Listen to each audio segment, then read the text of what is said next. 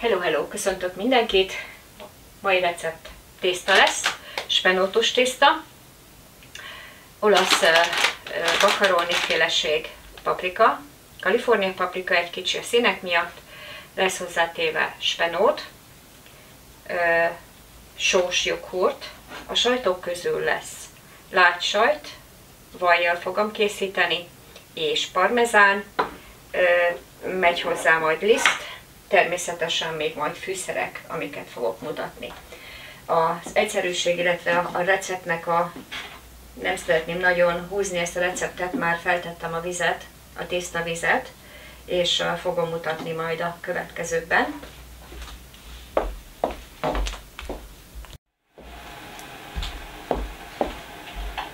Igazából én nem szeretném húzni az időt, ezért mindig előre meg fogom tisztítani az zöldségeket, meg hagymát összedarabolok, meg ilyesmi. El szeretnék ilyen szemfényvesztős darabolási technika, meg reszelősi technikákat mutogatni, mert hát ezt mindenki tudja. Amit menet közben csináltam, a fokhagymát lereszeltem, és készítettem ki egy 3 negyed teáskanál kakukkfüvet és ugyanannyi borsot. Igazából ennek a tésztának a lelke lesz a fokhagyma és a spenót, ezért igazából én nem teszek bele több fűszert, csak azért, hogy ez is legyen benne, tehát hogy azért ne teljesen fűszer nélküli legyen, és most már végül is felforrt a víz, és akkor beleteszem a tésztát. Hoppá, ez egy ilyen olasz macaroni al ferretto. Nagyon szeretem az olasz tésztákat vásárolni, és igazából ez jött sorba, és akkor ezzel lesz elkészítve. Picit letakarom, hogy könnyebben felforjon, energiatakarékosság jegyében. Igen, és akkor jövök mindjárt.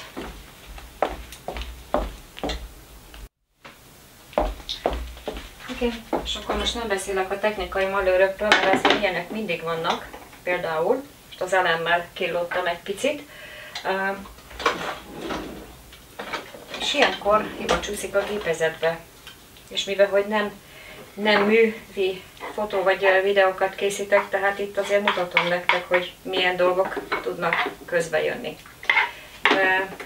Ugye már a vaj ez már egy picit felolvad, de félre kellett tennem az miatt. És közben meg már a tészta is mindjárt kész van. Oké. És már is belerakom a paprikát. Mivel hogy a paprika egy kicsikét több fővést igényel, mint a spenót. Ezért. Jó. És hát a fűszereket is belerakom már most. Az mindig jó, hogyha együtt pirul a többi dologgal. Tehát a spenótnak az igazán fűszere az a fokhagyma. Az én véleményem szerint. Persze láttam már olyan receptet, ahol vörös hagymával készítik, én soha nem szoktam. De nekem valahogy az én tudatomban a fokhagyma a spenótnak a testvére. Nem tudom, mások miért csinálják úgy, de vagy lehet, hogy egyszer kipróbálom, nem tudom. Lehet, hogy éppen ugyanolyan jó lesz, mint hogyha fokhagymás lenne. Így igazából nem kell sokáig pirítani, mert majd még fog főni, és akkor belerakom a spenótot.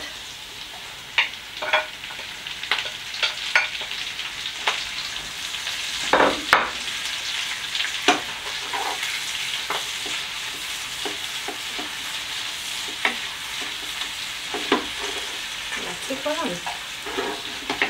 Ne kelljen már állandóan állítgatnom a kamerát. A spenótnak végül is nem kell nagyon sok pirulás, főlés.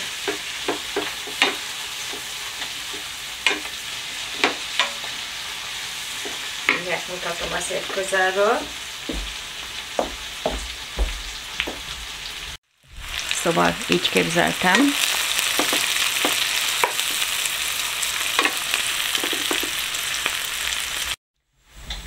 Oké. És akkor most már a spenótot tovább nem pirítom, így elhúzom a szélére, és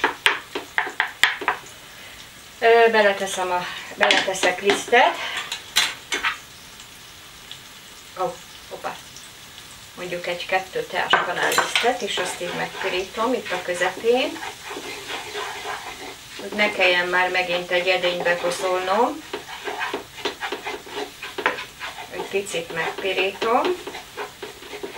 Utána bele fogom majd tenni még a sajtokat. Igen, teszek most már bele egy pici sót. Nem túl sokat, mert a sajtok sósak eleve. Hát ugye nálam a csili ki nem maradhat, teszek egy nagyon pici csilit, de elhagyható. Igazából. Szeretem a csilit. Jó, oké. És akkor hát tulajdonképpen ez már a liszt megpirult. És akkor a tésztavízből teszek hozzá egy kis folyadékot. És akkor ebbe belerakom ezt a látsajtot. Beletépkedem, ez el fog gyorsan olvadni. Ezzel semmi teendőnk végül is nincs.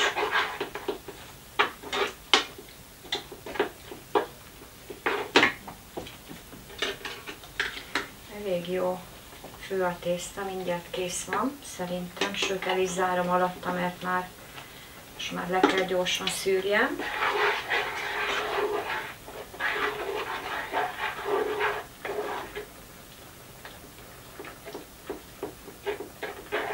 Ja, és hát még bele kell, hogy öntsem a joghurtot is. Így. Jó, nagyon jól néz ki. Egy pillanat, és gyorsan leszűröm a tésztát, mielőtt még teljesen túlfő.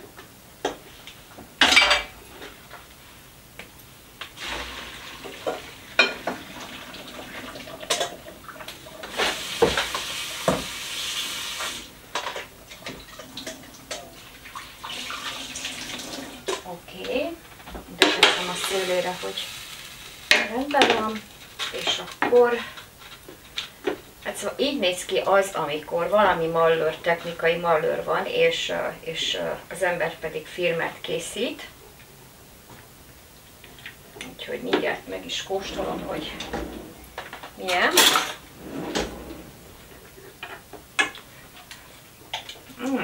Nagyon jó lesz. Jó pikáns. A sós tejszíntől kapott egy ilyen nagyon-nagyon érdekes ízt. Mindjárt.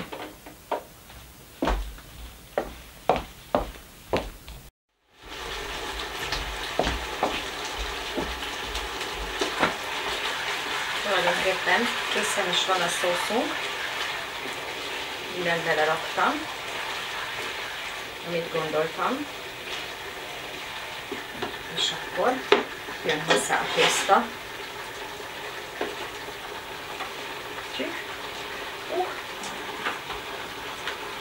Végül is nem is kell az egész tészta. Oké.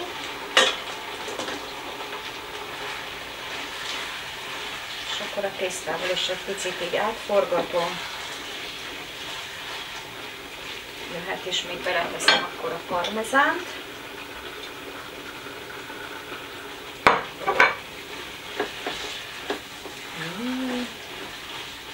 Nagyon jól néz ki.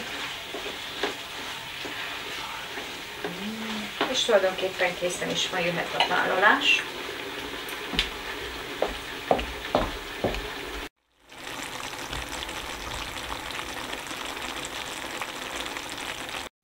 El is készült. Szeretem, hogyha a tészta szaftos, nem folytós.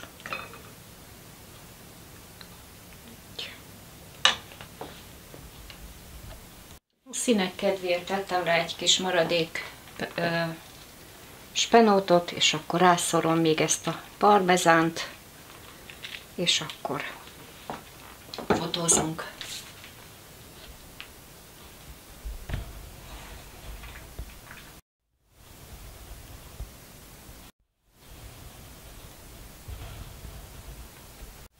Nézzük akkor, hogy mi készült. Wow! Jó nagy makaróni tészták.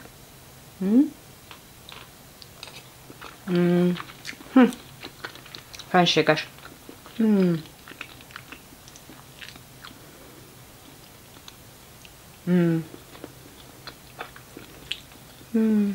Nagyon jó.